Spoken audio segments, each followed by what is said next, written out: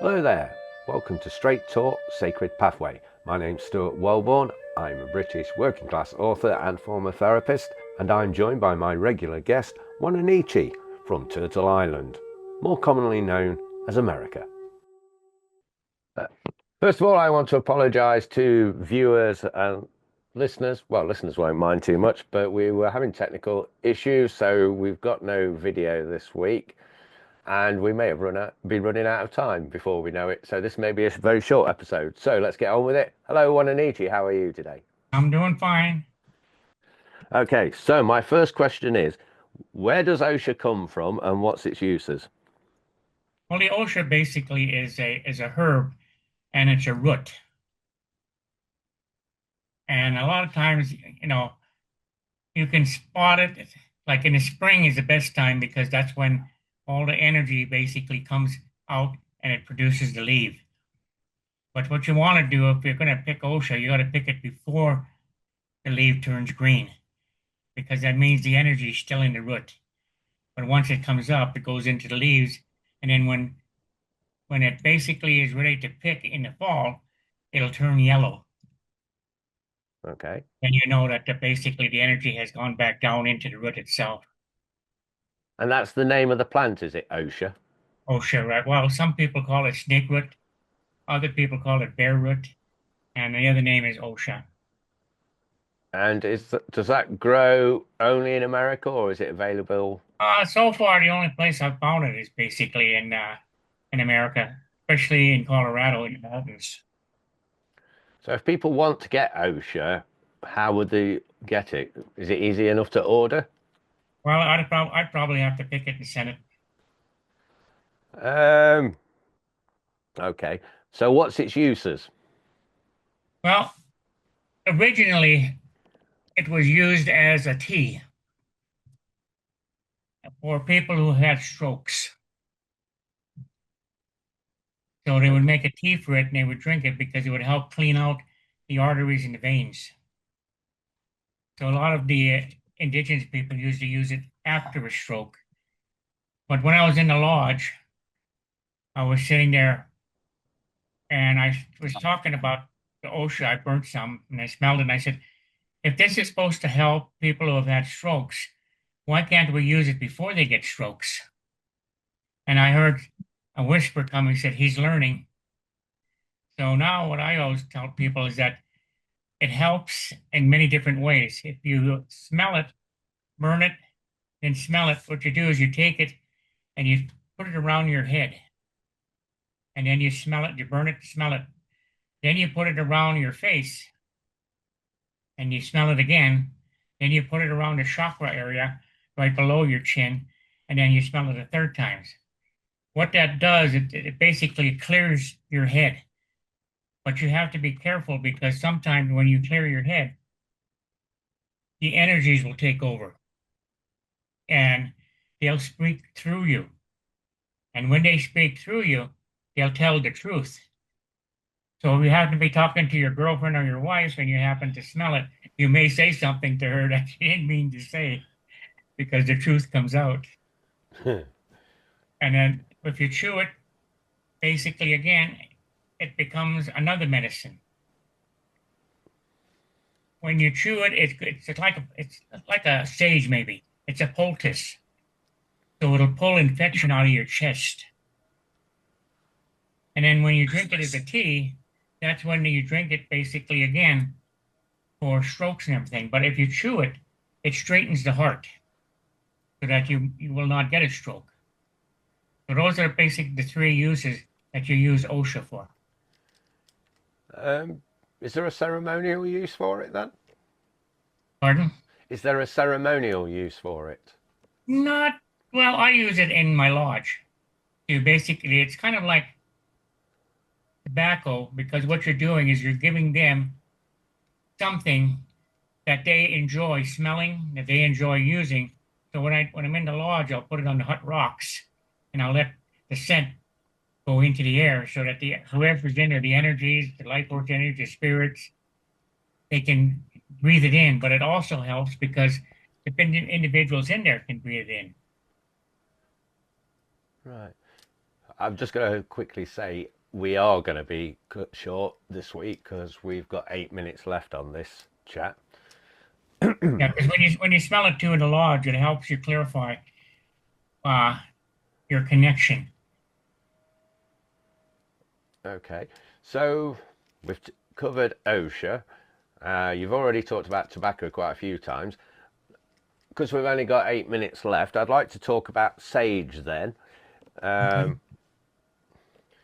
It's used in many cultures for clearing away negative energy. Is that how you view it? Hmm. But you can utilize sage by if it's a single leaf. Now the bush sage is no good. So and that's what people usually use, the bush sage. But what they do is they wrap the bush sage around cedar, or sometimes even they use sweetgrass. So the protection energy is really not coming all from the sage. It's coming from the cedar and from the sweetgrass. But you have to make sure you use the right sage. It's a single leaf. It not doesn't come in a bush. It comes like in a single leaf. So, say for instance, you get bit by a mosquito, a wasp, or a bee, you can sit there and put the sage in your mouth, moisten it, and when you put it on that mosquito bite, or that hornet bite, or that bee bite, whatever it is, it'll suck the poison out immediately. So That's what with they were sage. talking about, remember the Nile disease? Yeah. If people would have had the sage, when the minute that mosquito bit you, and if you put the sage on it, it would have drew all that poison of the Nile fever out of them. So you say the single leaf sage, sorry, and not a Yeah. bush. Is that widely available? Here it is. I know you can go pick it all over the place. Uh, it seems like there should be some places, like in Europe, that they could probably pick it. Well, over here we have, new age shops, and they do sage sticks, don't they, for smudging? Yeah. And but they have to, like I said again, you have to have the right sage. But you can also make it into a tea to help to drink it. And what it does, it pulls infection to it. But see, what people forget too is if you have something that pulls the illness or the poison into the sage, if you don't flush it out, what good does it do? The sage releases it and goes right back into you again. So when you drink the sage tea, after you drink it, let it set for a while. I would say probably about 2 hours, and then make yourself a glass of peppermint tea and drink the peppermint tea because the peppermint tea is a flusher. It'll flush the sage and the poison out of your body. Interesting. When you say flush it, how does it come out? Is it coming out with the shits, or is it you throwing up, or just naturally coming out?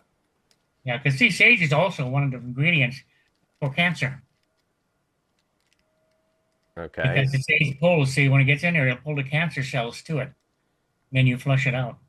But like I said, there's 8 different ingredients that you have to utilize when you're doing with cancer because cancer is just not one cell. There's many different type of cells. So you have to address each one individually. Well, we do have to be careful what we say on, giving advice on cancers, I suppose. But I always say, But you I say, just want to put one a caveat in. This is for information only. It's not advice telling you that you must do this. If yeah, you need to look into it further. Go on. because I always have to laugh because people say, "Well, are you a doctor?" And I said, I'm more than a doctor." But the whole idea is that if you would call me and ask me something for a cure, say I was a herbalist, and I Mhm. gave you the information, and then say the UK says, "Well, he's practicing without a license." No, I'm not. I'm not in UK. I'm in the United States. So again, there's a loophole. You got to remember Well, the law background, in that particular area. The whole idea is you can give advice on, say, for instance, coming from here, if they call you on the phone. See, it's kind of hard to do it on the video because then again, you have a different type of evidence. the problem is you're on the internet, so you're worldwide now. Well, we're a But threat. Herbal medicine is a threat to modern medicine. oh, I totally agree. I'm just covering our arses because Yeah, if you give advice out, you've got to say it's for educational purposes. Even yeah. though personally, I would much rather go and have a herb or treatment You than take shouldn't, some like they say, pills. you shouldn't try it by yourself. You should have somebody who understands Exactly. to help you. Well, medicine can take you so far. So it's not like you should turn your back on medicine, but obviously we are being, well, certainly in your country, you're getting prescribed just to live, aren't you, really? Well, one of these days, I may reveal who I really am. Yeah, I've been sent on a mission, and that mission is to see whether or not people are concerned enough about the world events to change them. And so far, we have very, very little people, a small number of people who are willing to do it, but there isn't enough. People are too involved in other things rather than finding their pathway. If they find their pathway, then everything can come together. But if they're hooked on other things and basically trying to buy their gift, then it's not going to happen. No. We've only got a couple of minutes left, and this is probably not going to be the best episode we'll ever have. We've not really covered much.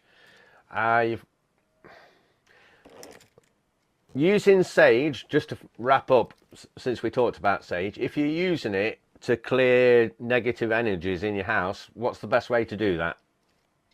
Best way to do it, there's two ways. Number one, when you get a wooden bowl, Yeah. and you put the sage and you talk to the sage and tell it sage what you want. You put the sage in the water. Now you let it sit there. Then you take, again, sage in your hand, you put it into an abalone shell, and you light it, you burn it, and you can use your hand, but most of the time people will use a feather. And they'll go around clockwise around the house or inside the house. And then what they can also do is put sage and tobacco in a little red pouch and hang it over entrances. That'll keep the negative energy out. But then what you can do, while the sage sits into the water, it becomes holy water. Now, if the priests would use that when they were doing their exorcism, they wouldn't get white hair. But that the sage becomes then a holy water. And And what then can you do with that holy water you very take the quickly? feather Because and take the feather and you go on the four directions. And it's also used to if there's bad energy coming on you, that can actually be used by going around in the four directions, sprinkling you with the water. we'll have Which to is go deeper into this next week because we are going to get kicked out any second now. yeah, okay. Thank you for tuning in to the Straight Talk Sacred Pathway podcast. I hope you'll come back for our next episode next week. And if you've got any questions you'd like me to put to Wananichi, you can email me at stuart@realityresponsibility.com. Details should be in the description where you're listening to this podcast.